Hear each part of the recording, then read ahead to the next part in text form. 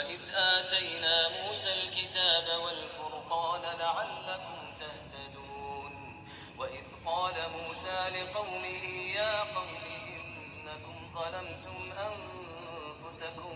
باتخاذكم العجل فتوبوا إلى بارئكم فاقتلوا أنفسكم ذلكم خير لكم عند بارئكم فتاب عليكم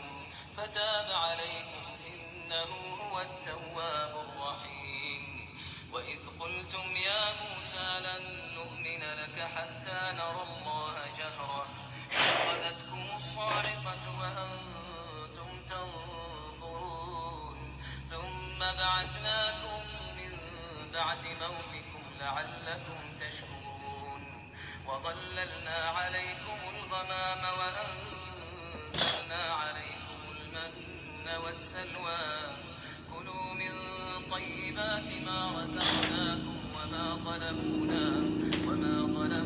ولكن كانوا أنفسهم يظلمون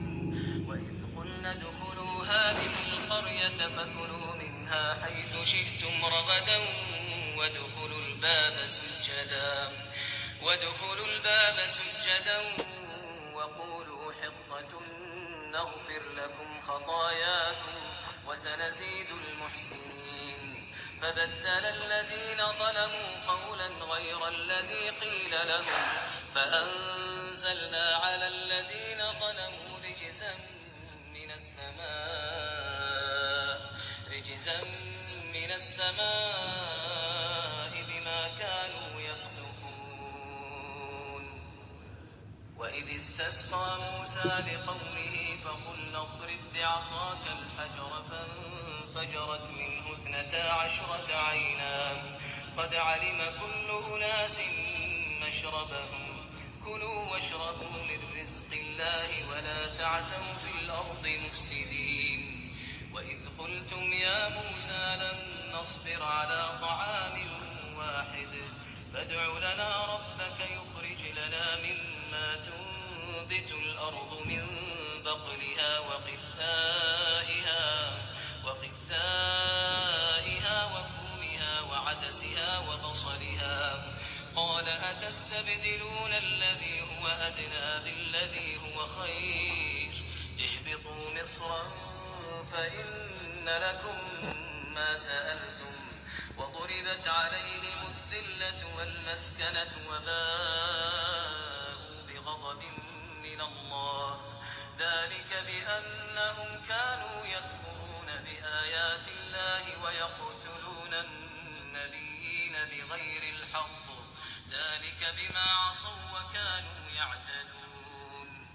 إن الذين آمنوا والذين هادوا والنصارى والصابئين من آمن بالله واليوم الآخر وعمل صالحا فلهم أجرهم عند ربهم ولا خوف عليهم ولا هم يحزنون وإذ أخذنا ميثاقكم ورفعنا فوقكم الطور خذوا ما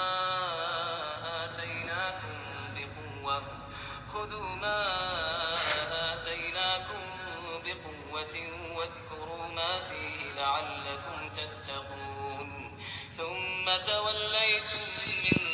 بعد ذلك فلولا فضل الله عليكم ورحمته لكنتم من الخاسرين ولقد علمتم الذين اعتدوا منكم في السبت فقلنا لهم كونوا قردة خاسئين فجعلناها نكالا لما بين يديها وما خلفها وموعظة للمتقين وإذ قال موسى لقومه إن الله يأمركم أن تذبحوا بقرة قالوا أتتخذنا هزوا قال أعوذ بالله أن أكون من الجاهلين قالوا ادع لنا ربك يبين لنا ما هي قال إنه يقول إنها بقرة لا فارغ ولا بكر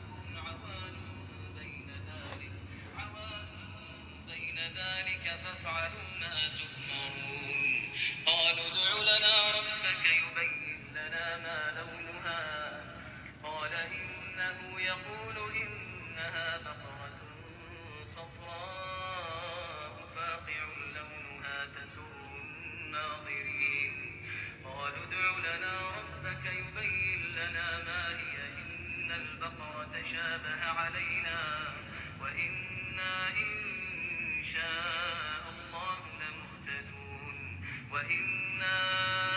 إن شاء الله لمهتدون قال إنه يقول إنها بقرة لا ذلول تثير الأرض ولا تسقي الحرث مسلمة لا شية فيها